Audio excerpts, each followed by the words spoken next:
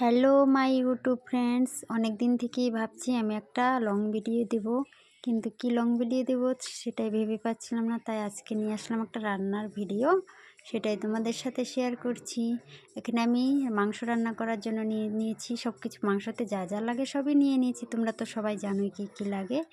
আর নিয়ে নিয়েছি 500 গ্রাম মাংস।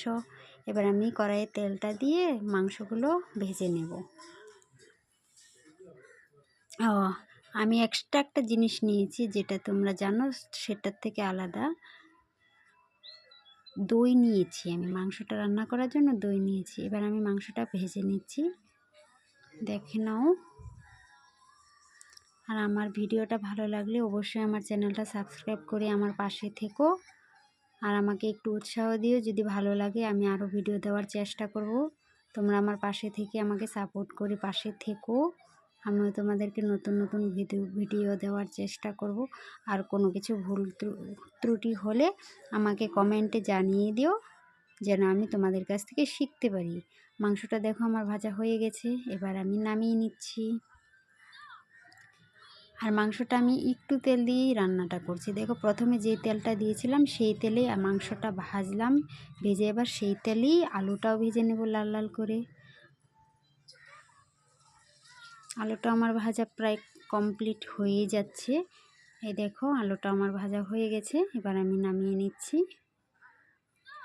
এবার এতে ফোড়ন দিয়ে দেবো গোটা জিরে, তেজপাতা, আর কুচনো পেঁয়াজ, গোটা রসুন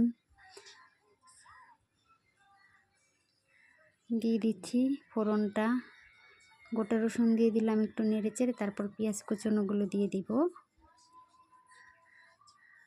এবারে দিয়ে দিলাম পেঁয়াজ কুচনোগুলো লাল লাল করে ভালো করে ভেজে নেব। ভাজা হয়ে গেলে এর মধ্যে দিয়ে দেব পেঁয়াজ আর রসুন বাটা। এবারে দিয়ে দেব পেঁয়াজ আর রসুন বাটা। পেঁয়াজটা আমার ভাজা হয়ে গেছে।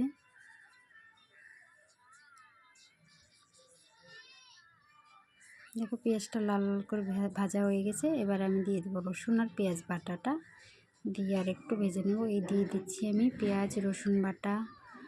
এখন এটাকে আর একটু ভেজে নেব। এটা একটু কাঁচা গন্ধটা গেলে তারপরে এর মধ্যে আমি দিয়ে দেব আদা, জিরে, শুকনো লঙ্কা এবং কাঁচা লঙ্কা বাটা।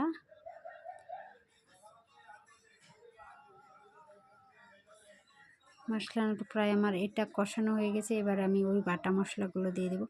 আর আমি মশলা কিন্তু পাটাতেই বেটে নিই, আমি মিক্সিতে করি না। মিক্সি আছে তবু আমি মিক্সিতে করি না, আমার পাটাতে করতেই ভালো লাগে।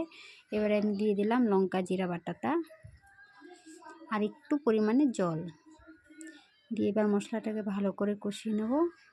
আর আমি যে বাটিতে দইটা নিয়েছিলাম সেই দইটা না দেওয়ার ভিডিওটা আমি করিনি। তোমরা কী করবে, এই মশলাটা থেকে যখন তেলটা ছেড়ে দেবে কষানো হওয়ার পর, তখন দইটা দিয়ে আর একটু কষিয়ে নেবে। হ্যাঁ, তারপর মাংসটা দেবে। দেখো আমার মশলাটা কষানো হয়ে গেছে প্রায়। এখনই কিন্তু আমি দইটা দিয়ে দিয়েছিলাম, কিন্তু সেই ভিডিওটা আমি করতে পারিনি, এর জন্য সরি তোমাদের কাছে। এবারে আমি দিয়ে দিচ্ছি মাংস আর আলু ভেজে রাখাটা, দিয়ে ভালো করে নেড়ে চেড়ে মিশিয়ে নিচ্ছি। আরও মশলা কষানোর সময় আমি হলুদ গুঁড়ো দিয়ে দিয়েছিলাম 1 চামচের মতো। এবারে দিয়ে দেবো স্বাদ মতো নুন আর চেরা কাঁচা লঙ্কা দিয়ে ভালো করে মিশিয়ে নিচ্ছি। মিশিয়ে তারপর আমি দিয়ে দিব এখানে কিছুটা পরিমাণে জল। মেশানো হয়ে গেছে, এবার আমি এর মধ্যে জল দিয়ে দিব। দেখো সুন্দর করে সব কিছু মেশানো হয়ে গেছে। দেখো কিছুটা পরিমাণে জল দিয়ে দিচ্ছি। এখনই ভেবো না কিন্তু যে আমার রান্নাটা কমপ্লিট হয়ে গেছে। এবার এই জলটা দিয়ে আমি ভালো করে মাংসটা আর আলুটা সেদ্ধ করে নেব, ঢাকনা দিয়ে সেদ্ধ করে নেব। মাঝে মাঝে ঢাকনা খুলে নেড়েও দেবো, না হলে নিচের থেকে লেগে যাবে। রান্নাটা আমি করছি, আমাকে দেখে নাও, তোমাদের বন্ধু পাশে থেকো। দেখো আমার মাংসের জলটা শুকিয়ে আমার মাংসটা কষানো হয়ে গেছে। এবার আমি যে গ্রেভিটা রাখবো সেজন্য জলটা দিচ্ছি। এই গ্রেভিটা আমি খাবারের জন্য রাখবো।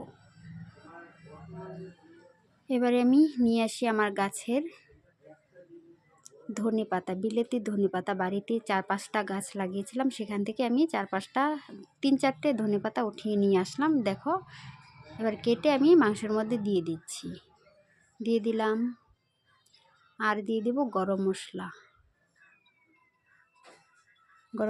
গুঁড়ো দিয়ে একটু মিশিয়ে একটু রান্না করব। 1 মিনিটের মতো আর একটু রান্নাটা করব, কারণ গরম মশলার গন্ধটা যেন মাংসের মধ্যে ভরে যায়, সেই জন্য আর একটু রান্নাটা করব। বাস।